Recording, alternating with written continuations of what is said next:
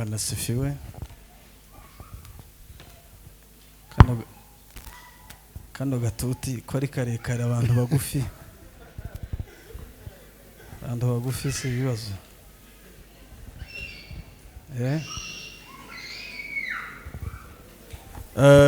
Turashima Imana rero iduhaye kano kanya. Tunashukuru Mungu kwa kutupea nafasi hii. Maana yabikoze nihimbazo. Mungu amefanya haya, pewe sifa. Ndashima Imana cyane iduhaye kakanya. Nashukuru Mungu kwa nafasi hii. Abantu barategura, watu huandaa, hanyuma Imana ikabisoza. Na Mungu anatimiza. Imana yabikoze nihimbazo. Mungu ambaye amefanya apewe sifa. Ndashima Imana yampaye umwanya naje ubwanje.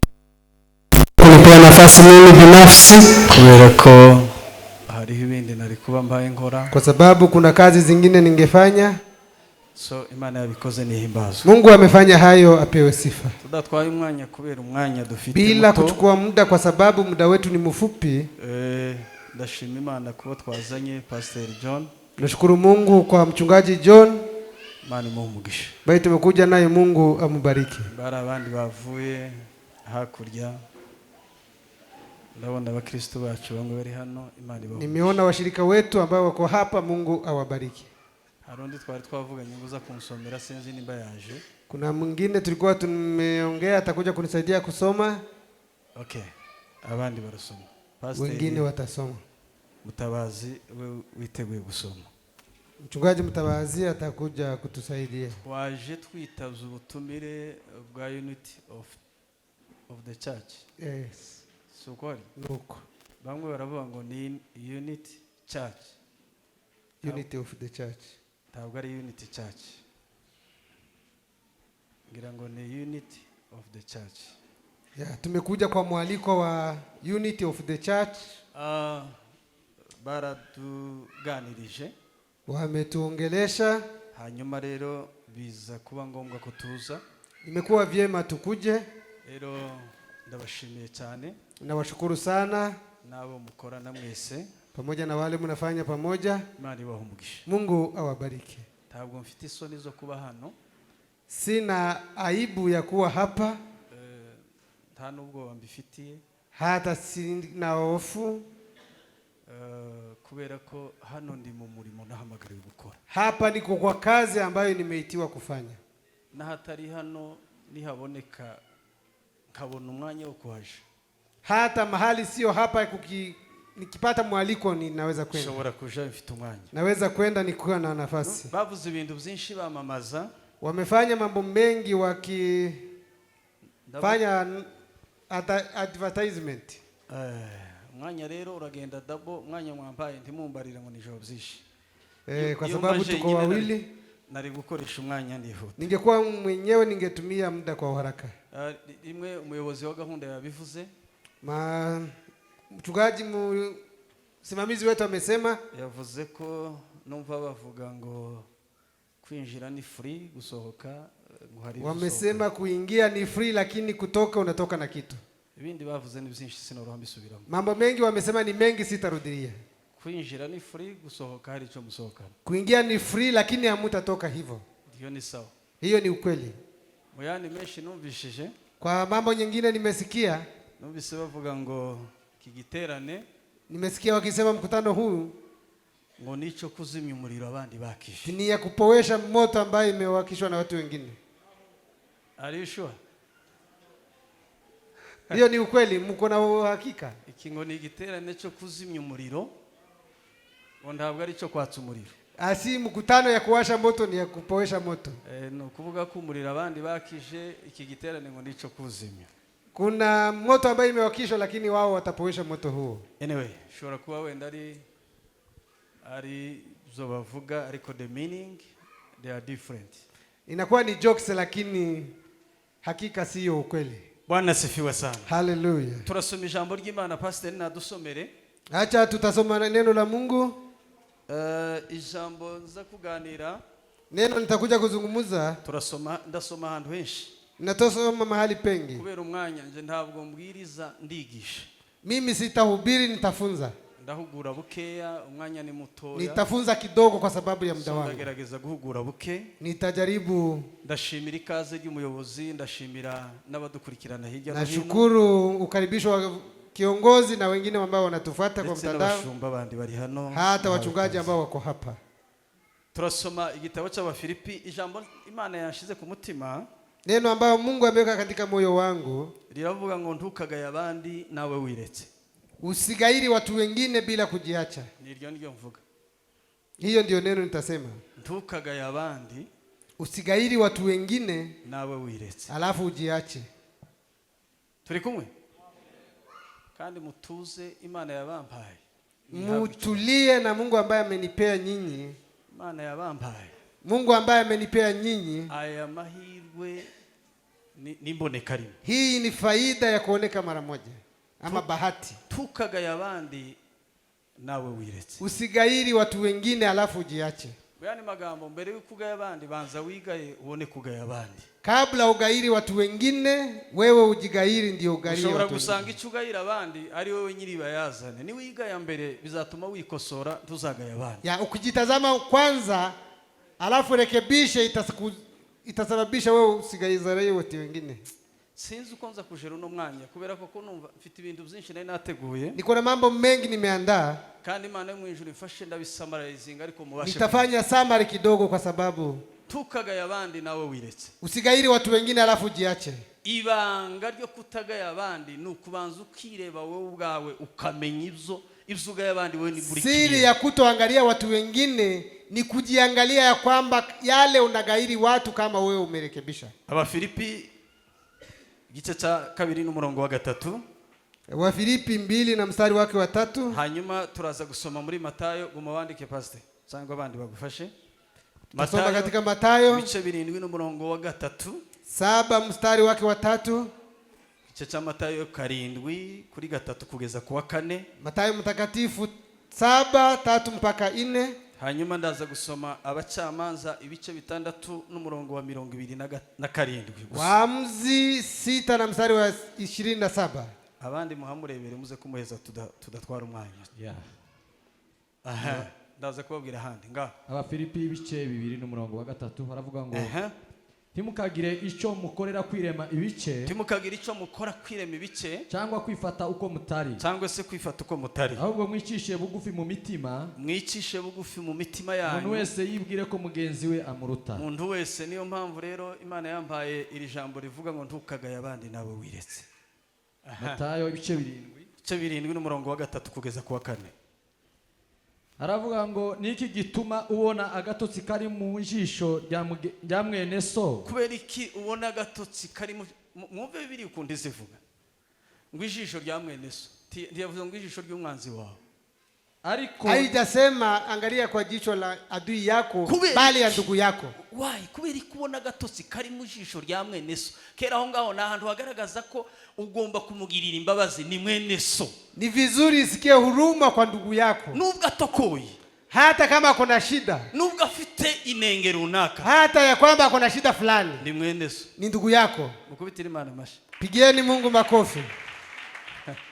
Ariko ndiwite ku mugogo uri mu jisho ryawe. Ariko ndiwite ku mugogo uri mu jisho ryawe. Bila kuangalia shida ambayo iko katika jisho lako. Abantu babaye wacu batsinze ibiti. Jewe navukiye ku Kabingo niho wacu nkurira imirimba. Mimi nimezaliwa hapo Kabingo nikakomalia huko Mirimba. Batsinze ibiti ico bita umugogo. Tumeangusha viti ile miti ile kubwa. Iyo bavuga umugogo ni igiti cyakundukaga inzira igasibama. Hiyo ni mti ingeanguka katika njia inaharibika kabisa. Iyo ureba ikibazo kuri mugenzi wawe, ukiangalia shida ambayo iko kwa ndugu yako, ni ikibazo ariko ni gatoyo. Ni shida lakini ni ndogo. Ariko ikibazo kiri mu jisho ryawe ni kinini kuruta cya kindi wita ikibazo. Lakini shida ambayo iko katika jicho yako ni kubwa na ndio iko na shida. Niyo mpamvu nababwiye ngo ntukagaye abandi wiretse, wasanga ari wowe mugogo watumye inzira isibama. Ndio sababu Biblia nimesema usiangalie wengine bila kujiacha. Hello. Tuzamuri Imana icyuhe. Hallelujah.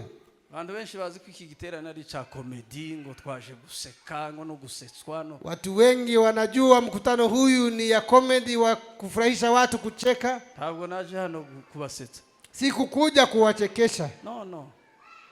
I'm here for the purpose. Niko hapa kwa sababu ya lengo. Kandi binkora Imana izabimpembera. Na haya nikiyafanya Mungu atanilipa. Niyo mpamvu ushima Imana yabampaye. Ndio maana nashukuru Mungu ambaye amenipea nyinyi. Tugize imisi mutuntu n'utundi. Tuko katika siku nyingi kwa mambo fulani ambayo sio Bantu ya. bose baba abanyamakosa abandi bababera. Watu wengi wamekuwa wenye makosa, wengine ni watakatifu. Abandi bashinzwe gucharginga abandi ko ari bo banyamakosa gusa. Wengine wanahukumu watu wengine ni wenye makosa. Hanyuma abandi bigiza batagatifu. Wengine ni watakatifu. Tukareba gatokozwa kari mu jisho rya mugenzi wawe. Usiangalie shida ambayo iko katika jisho la ndugu yako. Banza urebe umugogo uri mu jisho. Itazame kwanza katika jisho lako. Ibanga ryo gutsinda ico bita amacakubiri.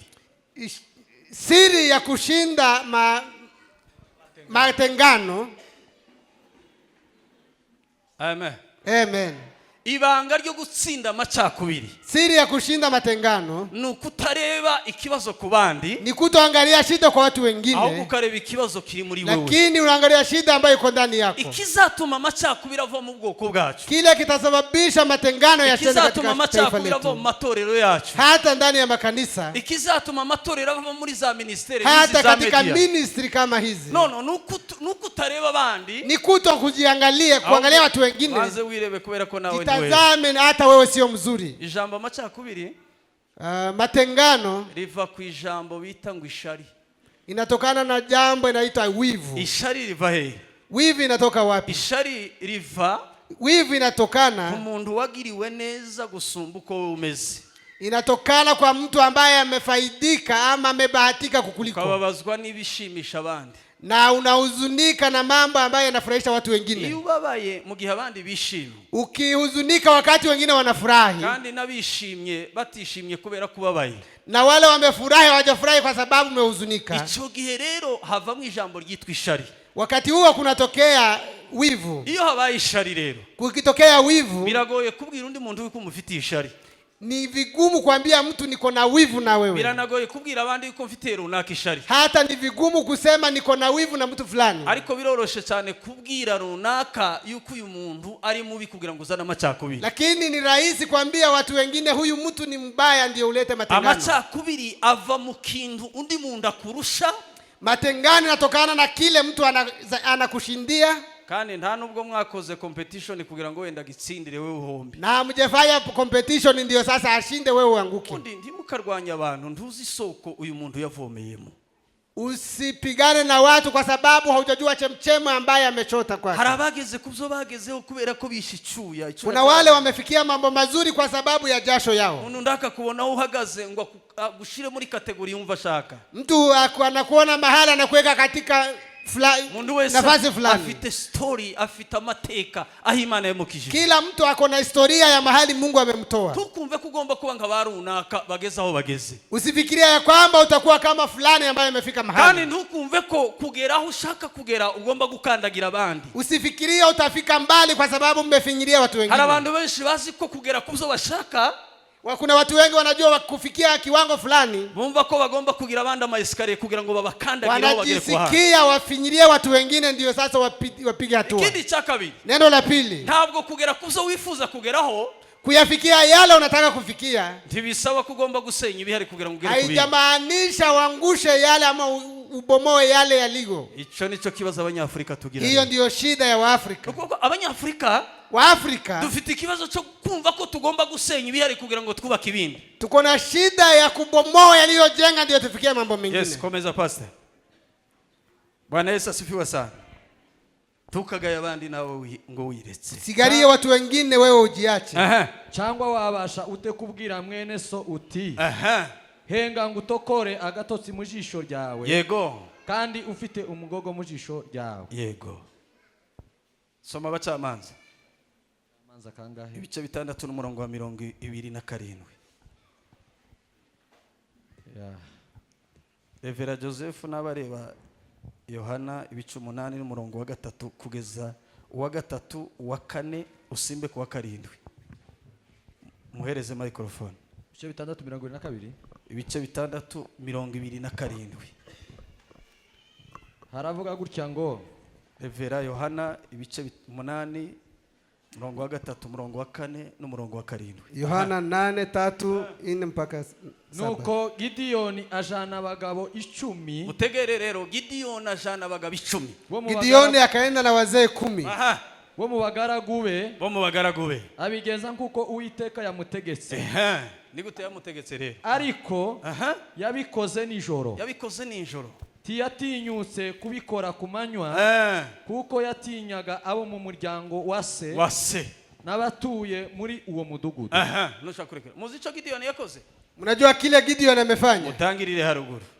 Kuanzia hapo juu. Uhere kuri 24 na 4 na 3. Kuanzia 24 kwenda juu. Gideyoni amaze kwima ingoma. Gideyoni alipokuwa kalia kiti cha ufalme. Numva cyane hari n'abantu benshi babikoresha. Kuna watu wengi wanatumia neno hilo. Ico yakoze niki? Kile amefanya. Umuntu wa mbere yashamburiye se na nyina. Mtu wa kwanza ameshambulia ni baba yake na mama yake. Mutegere neza bavandimwe. Sikia ndugu zangu. Ico Gideyoni yakoze cyambere ijoro y'umunsi wa mbere Imana imwimika. Usiku wa kwanza Gideyoni alipopakwa mafuta. Yafasha abagabo 10. Amechukua wazee 10. Bazi ico gukora. Ambao wanajua cha kufanya. Hanyuma abo bagabo, alafu wanaume hao akoresha ubwenge bukomeye cyane. Akatumia hekima ya ajabu. Ninacho kintu kidusaba. Ndio sasa tunaombwa. Undi ibyo dukora byose. Yale yote tunafanya. Ukijije mu ubwenge. Ukituondoa hekima. Abantu bo basazi. Watu wanaweza kuwa wenda wazimu. Dutekereza byinshi ndetse bimwe bihwanye n'ibyo basazi. Tunafikiria mambo mengi mengine ni kama ya wenda wazimu. Ariko ikintu gitandukanye umuntu muzima n'umusazi ni ibitekerezo atekereza. Lakini tofauti ya mtu mzima na mwenda wazimu. Gideyoni yatekereje gushambulia se na nyina bambere. Amefikiria kushambulia baba yake na mama yake mara ya kwanza. Muzima yabikoze. Kwa nini amefanya hivyo? Ngo bimuhe password yo kubasha gushambulia abandi. Ili mpee siri ya kushambulia watu wengine. Kandi abikora ngo ijoro mu mwijima. Na kayafanya usiku kwa giza. Ngo kugira ngo adateze intambara hagati yao n'umuryango wao. Ili asilete vita katikati yao na familia yao. Nao twebwe turi mu gushaka kwezi bitejejwe tukabikora ku manywa kandi ari iby'ijoro. Na sisi tunatakasa yasiyotakaswa tunayafanya hadharani. Musoma Biblia. Someni Biblia. Mwanuzi yabwiye ngo Dawidi Nathan. Nabii ameambia Dawidi Nathan. Yari yamutumye kuri Dawidi ko yasambanye. Alikuwa amemtuma kwa Dawidi kwa sababu alikuwa amezini.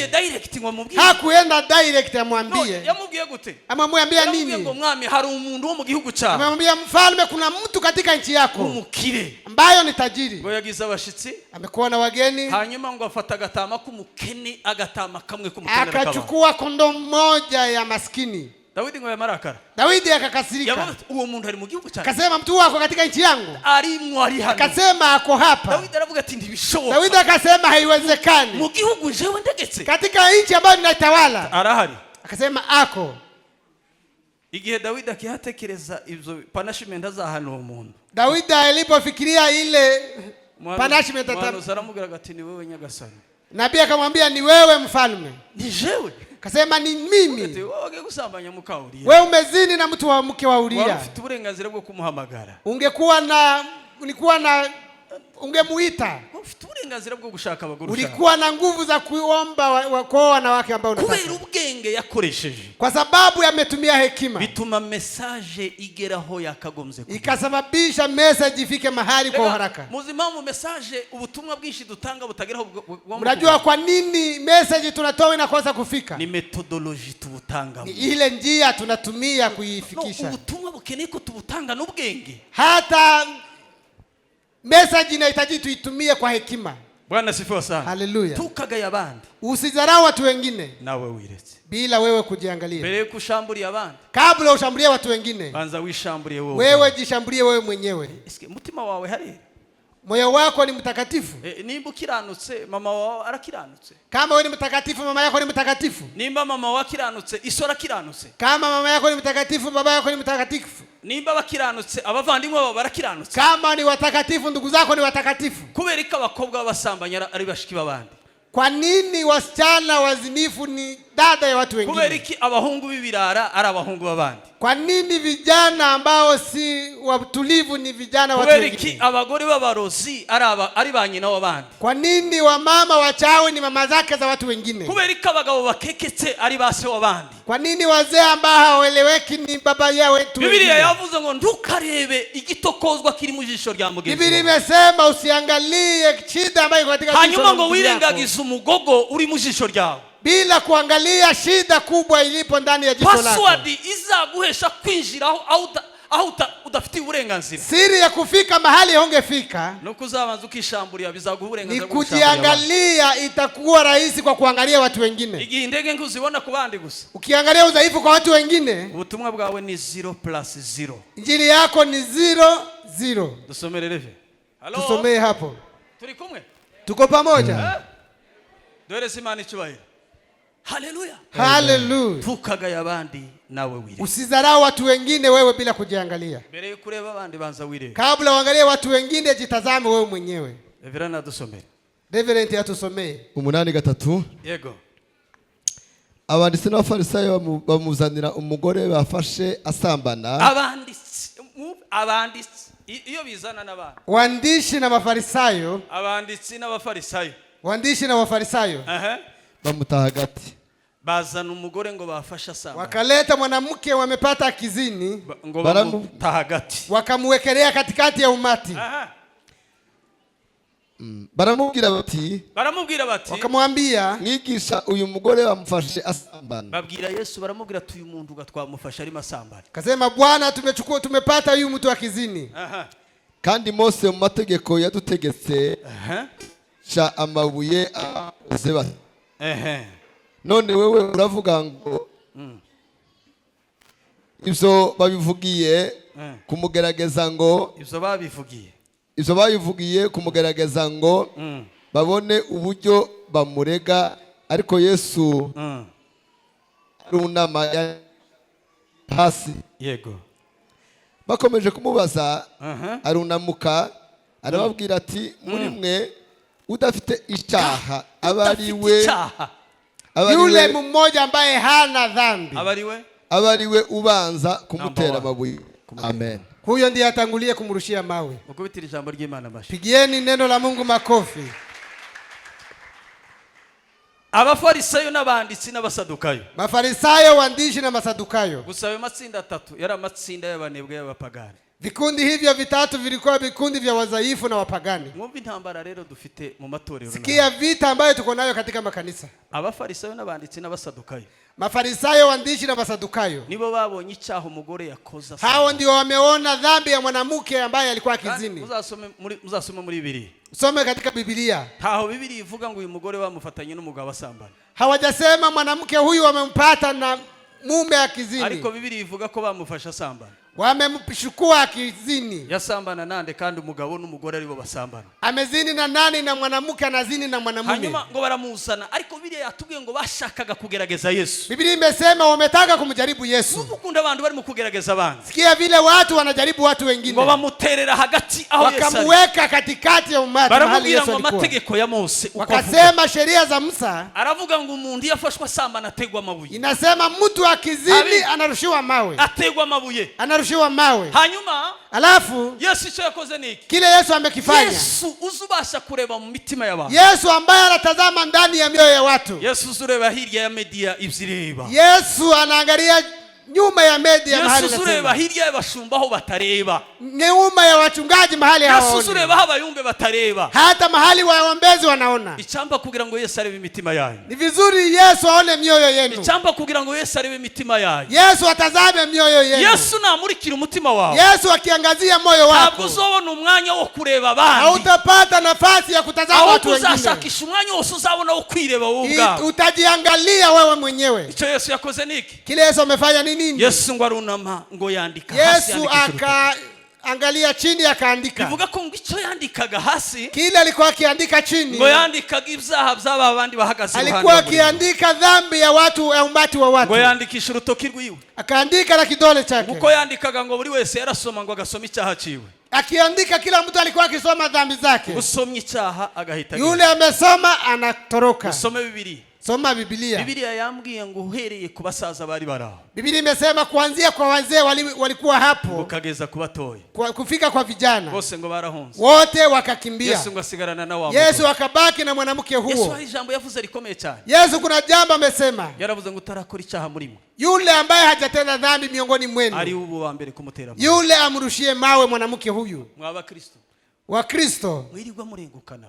Nyinyi munabishana na ese kupigana. ubukristo bwagiye he? Ukristo imeenda wapi? Nimba ubukristo ufite budashobora kwihanganira intege nke za mugenzi wawe Kama Ukristo hawezi kuvumilia udhaifu wa ndugu yako, bagize ngo tuzabana tutagira icyo dupfa. mnafikiria tutaishi kama wa malaika? Habe n'itorero rya mbere ry'intumwa hari ibyo bapfa. Hata kanisa la mitume wangebishana. Habe na Yesu yabanye na Yuda kandi Yuda ari umwe mu bamugambanira. Hata Yesu ameishi na Yuda na alikuwa mtu wa Kubera iki kuuza. tudashobora kwihanganira abanyantege nke turi? Kwa nini tusivumilie wadhaifu walio miongoni Kubera iki mwetu? twicara dutungana gusa intoki?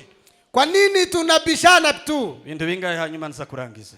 Niangalie mambo mangapi alafu nitamatishe. Imana ibahe umugisha cyane. Mungu awabariki sana. Utarakora icyaha ari ubanza ku. Yule hajatenda dhambi ndiyo amrushie mawe. Ninde munyamakosa ninde utari umunyamakosa? Nani mwenye makosa, nani asiyekuwa na makosa? Ninde munyamakosa ninde utari umunyamakosa? Nani mwenye makosa na nani hajafanya makosa? Ahubwo ngo temira avuga ngo ntukagaye abandi nawe wiretse. Kichwa cha neno kinasema usiangalie watu wengine bila kujiangalia. Amacakubiri nawe ngo ategwa n'ishari.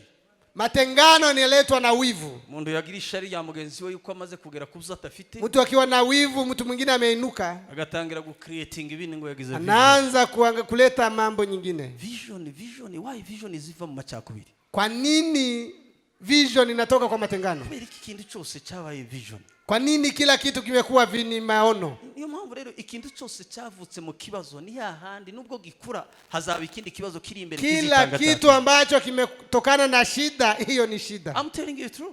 Hiyo ni ukweli. Nukuvuga ko ikintu cyose cyavutse mu macakubiri.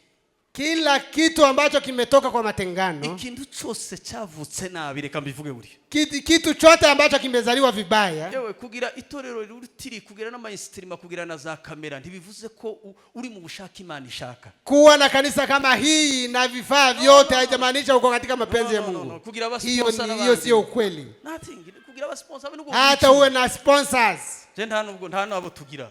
Sisi hatuna sponsors hao. No, kubera ko sponsor bari mu kude. Sponsors wana. Hello? Mutunganya ibyo bintu. Hello? Cyangwa nuko nari nkoze kuba sponsor. Asifiwe sana. Amen. Hallelujah. Aba sponsors. Nao babyumve niba bahibumva. Nao wasikie kama wanatusikia. Nta ba sponsor tugira. Sisi hatuna sponsor. Nta nabo duteze kubera ko turaba sponsor twenyine. Sisi ni sponsors wetu wenyewe. Imana irahagije kutubera. Mungu anatosha kuwa sponsor wetu. Kubera ko umuntu yumva ko aguha ifaranga arangiza akakumanipira uko yumva ashaka. Kwa nini mtu ajihisi kukupea pesa alafu anakutumia vile anataka? Kubera iki? Kwa nini? Kubera ko umuntu aguha ifaranga akaguha condition. Kwa nini mtu akupee pesa alafu akupee sheria? Kuva kera twakuze twumva ngo ifaranga zo kwa buriga ngo nizo zigira iki? Tulikuwa tukisikia pesa za huko kuzimuni ndio zinakuwa condition. Nuko ikintu gikiza icyari gihari hariho doubting.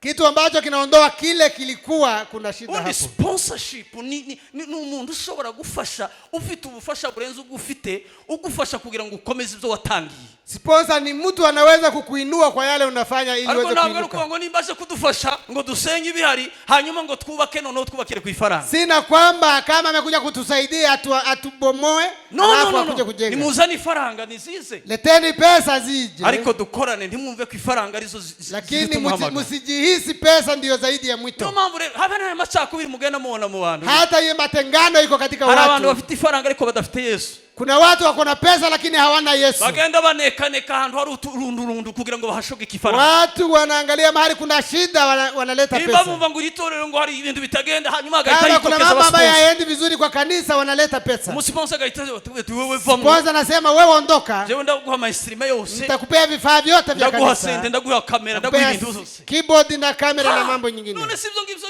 nibyo bizagaragaza kuri mu bushake bw'Imana. Hiyo haijamaanisha wewe katika mapenzi ya Mungu. Yesu yaravuze ngo nimubanze mushaka ubwami bw'Imana. Yesu amesema tafuteni ufalme wa Mungu. No gukiranuka kwayo. Haki yake. Ibindi byose muzabyongerewe. Mambo nyingine mtaongezewa. None why turi mu gushaka amafaranga mbere? Kwa nini tunatafuta pesa mbele? Ngo mfite ngo mwene wacu nguri hanze muri Amerika. Nasema niko na ndugu yangu huko ngo yavuze gusaba nkubita ingoma ngo ibindi amesema nipige ngoma mambo nyingine yake. Uzakubita ingoma ya bene wanyu ariko ntuzakubita ingoma ya Yesu. Utapiga ngoma ya ndugu zako lakini hautapiga ya Mungu. Ureke dutuze tutulie ndugu zangu. Kubera iki tutemera kurerwa? Kwa nini hatukubali kulezi? Ibi byose biva he? Haya yote yanatoka wapi? Biva mu bintu byo kumva ko nawe ukomeye ugomba kugera kubikomeye. Inatokana na mtu anasema mimi ni mwenye nguvu ninaweza kufikia mambo makubwa. Abageze kubikomeye. Wale wamefikia mambo makuu nuko bisunza bakomeye ni kwa sababu wamekaribia watu wakuu wenye nguvu. bageze kubikomeye. Wamefikia mambo ya makuu. Harwego umuntu ashobora kugeramo Hakuna kiwango unaweza kufikia yumva ko atagomba kurerwa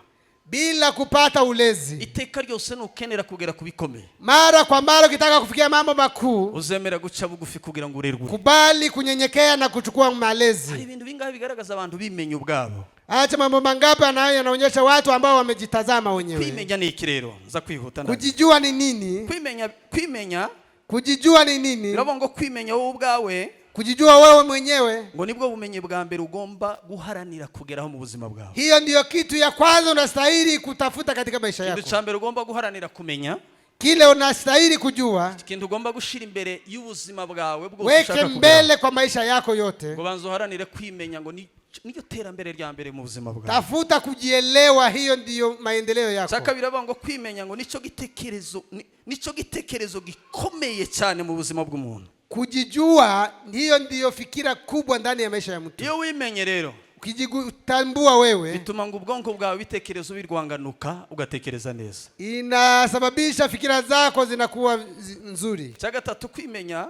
Neno la tatu kuzijua. Ugomba kwimenya mbere yuko umenya abandi bantu. Ni vizuri ujielewe kabla uelewe watu wengine. Runaka ngo ari mu kuvuga gute? Unasema fulani anasema nini? Ngo mukubona ko runaka ari mu kugenda gute? Unaona fulani anaenda kwa njia gani? Ese wewe uzawa bitaye hanze woje he? Wewe wakiangalia mambo yako utaenda wapi? Chakane.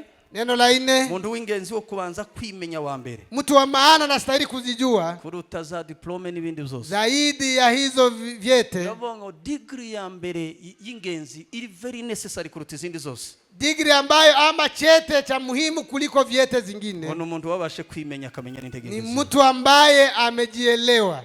Bwana sifiwe sana. Hallelujah. Ndabongo kwimenya wowe ubwawe. Kujielewa wewe mwenyewe ngo ni somo rya mbere, ni somo la kwanza, kandi ngo ryibanze rikaba ni rya nyuma, la msingi hata ya mwisho. Andi masomo harawutangirira ukagenda ukusiriza handi. Masomo nyingine unaanzia mahali unamalizia mahali pengine. Bwana sifiwe sana. Hallelujah. Imbaraga zituma ngo tubasha kwimenya ziva hehe? Nguvu ambazo zinatusaidia kujielewa zinatoka wapi? Ziva ku bantu babashe kwishambulia kugira ngo bashe gushambulia abantu. Ni watu ambao wamejishambulia kabla washambulie watu wengine. Icyateye Gideon imbaraga. Kile kimempea Gideon nguvu. Nuko yabashe gushambulia se na nyina abona gushambulia abana. Ameshambulia baba yake na mama yake kabla ashambulie watu wengine. Kandi abikora mu bwenge. Na kaifanya kwa hekima. Bwana sifiwe sana. Hallelujah. Kwimenya rero ni ingenzi. Kujijua ni mambo ya maana. Kwimenya ni ikintu cy'ingenzi cyane. Ni jambo la maana sana. Igice cya kabiri nza kuvugaho ndangiza. Nikitaka kumatisha sehemu ya pili. Ni ibintu bisabwa kugira ngo bashe kuba umunyamakuru. Ni mambo ambayo inakuhitaji iwe mtu ambaye anaweza kutangaza habari. Media niki, ico bita media niki. Utangazaji wa habari ni nini? Nta mwanya mfite kuvuga media, mfite umwanya nari kubaha semina mwenyine. Ningekuwa na nafasi ningewapea semina watu ambao wanatangaza habari. Ariko mbabwire bintu bavandimwe, tugomba gukora ibintu byose tubifitiye ubumenyi bwabyo. Tunastahili kufanya mambo tukiwa na ujuzi. Cyambere kigaragaza umunyamakuru. Mtangazaji wa habari anaonyeshwa na cyambere ugomba gukora niki? Jambo la kwanza. Bwana sifiwe sana. Hallelujah. Ugomba kuba ufite uburenganzira bwemewe n'amategeko ya leta. Unastahili kuifanya ukiwa na vifaa ama urashobora kuba udafite ubuzima gatozi kubera impamvu runaka. Unaweza kuwa hauna hizo makaratasi kwa sababu fulani. Ariko ugomba kuba ufite ico bita cover y'abandi bafite ubuzima gatozi bwemewe na. Lakini unastahili kuwa na cover ya watu wengine ambao wanafanya kazi hiyo. Kubera ikari ngombwa. Kwa nini ni ya muhimu? Nuko impamvu ugomba kugira ibyangombwa byemewe na leta. Sababu ya kuwa na makaratasi ya serikali. Ni impamvu zibiri simvuga ni sababu mbili. Icyambere. Neno la kwanza. Ushobora ikinyamakuru cyawe gishobora guhohoterwa. Utangazaji wa habari yako inaweza guhohoterwa. Sinzi kuvamiwa. Asante. Ico gihe rero abaguhaye cover bazwi na leta, wale wamekukava ambao wanajulikana. Cyangwa se nimba ufite icyangombwa kizwi na leta, ama kama uko na makaratasi unajulikana. Ico gihe leta irakurenganura. Serikali inakusaidia. Ico ni icyambere. Cyakabiri. Neno la pili. Ushobora gutanga inkuru nabi. Unaweza kutoa habari vibaya. Ushobora gutanga impact mbi mu bantu. Unaweza kutoa habari ambayo inaweza kudhuru watu wengine. Ikinyamakuru cyawe kirakurikiranwa. Hiyo utangazaji wako inaweza kufuatiliwa. Nimba mutaza makuru utanga inkuru nabi ukabizira. Unaweza kutoa habari vibaya alafu unafungwa. Rero iyo bavuga ngo ikintu cyose gikubwe mu buryo gicubahirirwa n'amategeko yose. Kila kitu ifanye kwa njia ya haki. Izo rero ni ngombwa. Cyakabiri niki? Neno la pili, ugomba kuba ufite ubumenyi buhagije bw'ibyo ukora. unastahili kuwa na ujuzi ya kutosha kwa kazi Ubumenyi unayoifanya. tuvuga ni iki rero? Ujuzi ni nini? Nimba warahamagariwe gukora ikintu, Ukiwa umeitwa kufanya kazi fulani, please, ubundi ubumenyi bufasha nyirabwo bugafasha n'abandi bazabyumva. ujuzi inasaidia mtu mwenyewe na inasaidia watu Tushobora wengine. kuryama ngo uzuke ngo wabaye umunyamakuru. No. Hawezi kulala na kuamuka umekuwa mtangazaji wa habari. Usaba kuba ufite ubumenyi bw'ibyo wigiye. Unahitaji kuwa na ujuzi wa kazi Kugira unafanya, ngo ubashe gutanga inkuru nziza zifite ili ubuhanga. uweze kutangaza habari ambazo ni za Nababwiye ukweli. ngo umuhanuzi Natani yatanze message kwa Daudi n'ubuhanga. Nabii Natani ametoa habari kwa hekima. Bwana sifiwe sana. Hallelujah. Icya gatatu, Neno la ugomba tatu, kuba ufite amakuru ahagije kandi yuzuye ukuri. unastahili kuwa na habari ya kutosha na ya ukweli. Ubundi abanyamakuru tuvuga ntabwo tuvuga abanyamakuru b'abanyapolitike. Hatujasema wale kandi n'abandi b'abanyapolitike ntabwo ariko bose bavuga inkuru mbi. wanasiasa. Ugomba kuba ufite amakuru ahagije. Unastahili kuwa na information za kutosha. Inkuru utanga rero, Hiyo habari ugomba unatoa kuba ari inkuru yujuje ukuri. inastahili kuwa ni habari ambayo iko na ukweli. Sakani, Neno la 4, ugomba kwirinda gutanga amakuru si vizuri kutoa habari mu gihe ufite aho ubogamiye. ukiwa na mahali unafinyilia mahali fulani. Siritu cyane reka mvuge twebwe.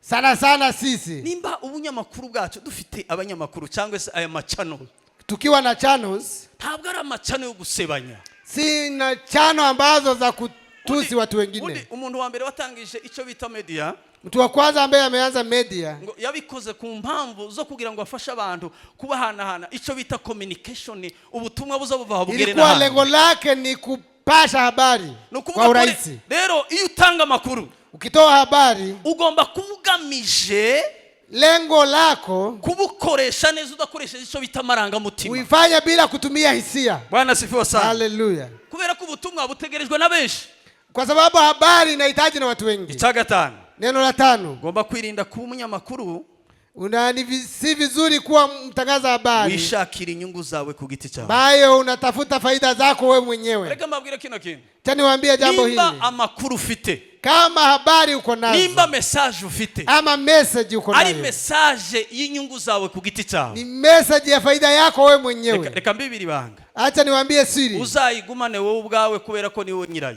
Kaa nayo kwa sababu wewe ndiyo mwenyewe. Ariko nimba hari inkuru ushaka kugeza ku bandi bantu, Kama kuna habari unataka kufikisha kwa watu izo wengine, nkuru uzazikoresha ubwenge, utumie hekima kwa kupasha habari hizo. uzirinda amarangamutima. Usikuwe na haya Kuko hari abantu bashobora hisia. gutanga amafaranga ku banyamakuru bamwe na bamwe kugira ngo basebye abandi. Kuna watu wanatoa habari ili waweze kutusi watu wengine. Mwirinde cyane, mwirinde. Mujilinde Niyo sana. mpamvu Bibiliya yavuze ngo ntukarebe agatokozwa kari mu jisho Ndio ryawe. maana Biblia imesema usiangalie shida ya ndugu yako Uyu bila ni umwuga kujiangalia. mwiza cyane w'itangazamakuru. Hii ni kazi nzuri ya kupasha habari. Yes, amakuru agenda, ubutumwa bugenda bugere hose, Injili iendelee, ariko tubukore mu bwenge. lakini tufanye na hekima. Bwana sifiwe sana. Hallelujah. Amen. Hallelujah. Titwishakira inyungu zacu gusa, dushake n'inyungu z'abantu. Tutafute faida zetu, tutafute faida za watu Kindi wengine. gukurikiraho cya gatandatu biravuga ngo ugomba kwirinda gutanga inkuru zo gusebanya. Ujilinde kutoa habari za kutusi watu wengine ama Ubundi urarinda kuaibisha watu wengine. urarinda usebanya, ntihariho abantu bisebeje bonyine. Kwa nini unaaibisha watu wengine na kuna watu wamejiaibisha Ibintu wenyewe? biri hanze bisaba ubushakashatsi, Mambo yako hapa haihitaji si utafiti. ibintu bisaba research. Si mambo ya inahitaji Kana amafaranga utafiti. mwotanga kugira ngo umenye amakuru Hakuna pesa unaweza kutoa ujue habari. murarinda mushakashaka inkuru zidahari, Mnatafuta habari ambazo ziko nje, ariko muzivugana ubwenge. lakini sema na hekima. Ibyo mukora Yale mnayafanya, mubikore nka Natani. muyafanye kama nabii Natani. Watanze message ku mwami, Kwa sababu ametoa message kwa impamvu mfalme. yayitanze kuriye. Kwa nini ameitoa hivyo? Iyo ayitanga nabi umwami yari kumwica. Angeitoa vibaya mfalme angemuua. Muzatanga message ku bakomeye n'aboroheje. Mtatoa habari kwa wenye nguvu Ushobora ama gutanga message wadhaifu. nabi ukabizira. Unaweza kutoa habari mbaya Bagize inakuletea ngo abantu shida. bose bategera inkuru bose barakijwe. Si watu wote ambao wameokoka wanafuata Niba ushaka habari. kurinda ibyo wahamagariwe gukora, Kama unahitaji kulinda kile umeitiwa kufanya, bikoreshe neza. kitumie vizuri. Bwana sifiwe sana. Hallelujah.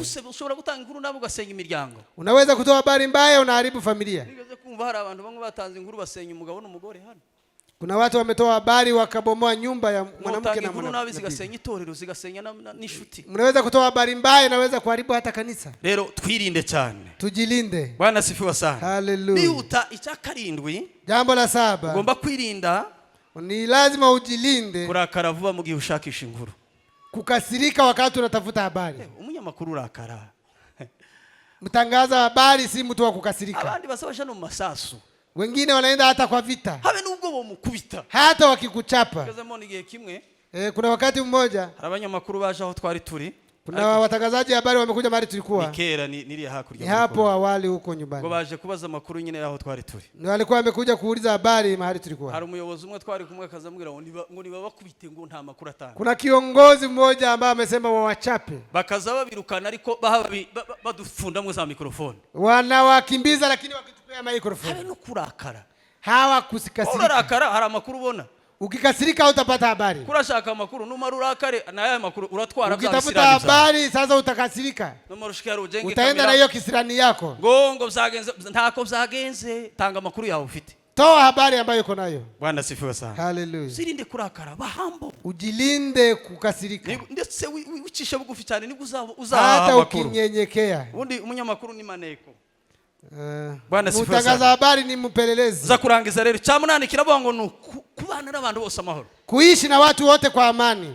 Aba bantu nibo ba bose bayo. Watu hawa ndio matajiri wenu. Kugira ngo mubabone mw'ibyo mushaka. Ili mupate mambo mnahitaji kwao. Mubane nabo amahoro. Muishi nao kwa amani. Na urogendo tukabantu amakuru bizo. Mureke mbabwire kino kintu. Abantu bakoresha media. Acha niwaambie watu wanatumia media. Nubundi impamvu muhamubona bimwe na bimwe bigenda bisa nk'ibijagaraye ukuntu. Mkiona mambo mengine naenda siyo sambamba. Inkuru zarabuze basigaye bafonda gusa abantu bakamafa. Habari zimekosekana wanachukua tu hizo wanabeba. Nguvuye he? Umetoka wapi? Ngwavuyiri. Kasema nimetoka huko. Inkuru zarabuze kubera iki? Habari zimepotea kwa nini? Mubane n'abantu bose amahoro kuri ngo mubakishe. Muishi na watu kwa amani. Cyamunana arico ndangirizaho. Jambo la 8 nikimaliza. Na kw'icyacenda. Ya 9. Biravuga ngo nukubaha abantu bose. Ni kuheshimu watu wote. Kubaha abantu bose. Kuheshimu watu. Nimba mushaka kubana n'abantu bose amahoro. Mkitaka kuishi na watu kwa amani. Mubaha babakuri. Heshimu wakuu. Biblia izitubwira ngo Paulo yabwiye Timotheo. Paulo ameambia Timotheo. Aramubwira ngo nuzuza kwigisha. Ukitaka kuhubiri. Nguza wigisha abagabo bakuru nkabaso ubafashe nkabaso. Hubiri watu wazee kama baba yako. Ngo wigisha mama abagore bakuru ubafashe nka mama wawe. Wa mama kama mama yako. Wigisha uvuga abakobwa batoya nk'abashiki bawe. Wasichana wadogo kama ndugu dada zako. Icyo yashakaga kuberekana iki n'ibintu bibiri ni byinshi ariko navuga. Angewaonyesha mambo mawili. Icyambere yashakaga kumubwira yuko agomba kububaha. Angemwambia kuwaheshimu. Icyakabiri neno la pili kugira ngo abakunde. Ili awapende. Kugira ngo inkuru muzitange neza ili mupashe habari vizuri. Mureke twubahane mu bintu byose. Tuheshimiane kwa mambo yote. Ubundi inkuru rero. Habari. Muzirinde gutanga inkuru muvuga amazina y'abantu.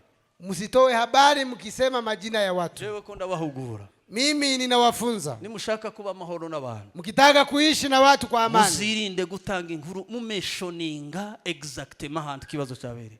Mujilinde kutoa habari mkionyesha maisha yenu. Mwige nima mudafite ubumenyi nimwicare hasi ababaza. Kama hamuna ujuzi mkae chini mjisome. Nimutanga inkuru nziza zinyigisho. Toeni habari nzuri ambazo ziko na mafunzo. Zivuga society uko imeze ariko don't focus ku muntu runaka. Usiaseme ukimaanisha mtu fulani. Kubera ko nimba ushaka ko ubutumwa buzumvikana. Ukitaka message yako ifike mahali. Dufite abantu twebwe abantu bene wacu bazabasanga abantu bose bakora ikintu cyose na analyze.